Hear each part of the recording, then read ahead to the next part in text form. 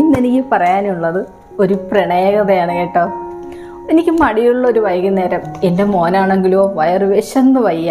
ഞാൻ ഉച്ചയ്ക്ക് ഉണ്ടാക്കി വെച്ച മഷ്റൂം മെഴുക്ക് പുരട്ടി ബാക്കിയുണ്ട്. ഞാൻ കുറച്ച് ഗോതമ്പ് പുട്ടും മഷ്റൂം മെഴുക്ക് പുരട്ടിയായിട്ട് അവന് കൊടുത്തു.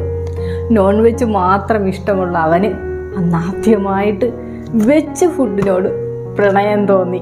അങ്ങനെ അവിടെ നിന്ന് തുടങ്ങി ഗോതമ്പ് പുട്ടും മഷ്റൂം മെഴുക്ക് പുരട്ടിയുമായിട്ടുള്ള നമ്മുടെ പ്രണയകഥ.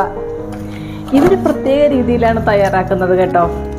ഈ മഷ്റൂമിനകത്തുള്ള ആ സത്ത് മുഴുവനും വലിച്ചെടുത്ത് ഗോതമ്പ് പുട്ടുമായിട്ട് ഇങ്ങനെ കുഴച്ച് കഴിക്കണം. അതെങ്ങനെയാണ് ഉണ്ടാക്കുന്നത് നമുക്ക് നോക്കാം. 200 ഗ്രാം മഷ്റൂം, 2 സവാളയും നൈസായി അരിഞ്ഞ് പ്രത്യേകം മാറ്റി വയ്ക്കുക. എരിവിന് ആവശ്യമായ പച്ചമുളകും.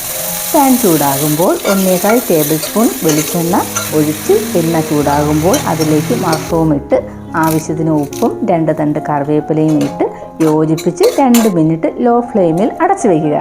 ഈ സമയം മഷ്റൂമിലുള്ള വെള്ളവും സത്തും ഊറി വരും.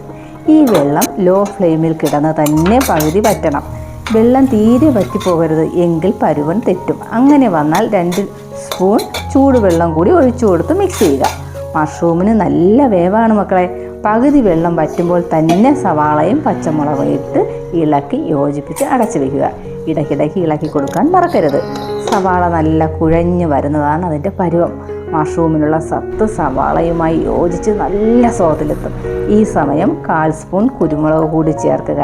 ഇതിൽ വേറെ ഒന്നും ചേർക്കരുത്, എങ്കിൽ മഷ്റൂമിനുള്ള മുഴുവൻ ടേസ്റ്റും നമുക്ക് കിട്ടില്ല.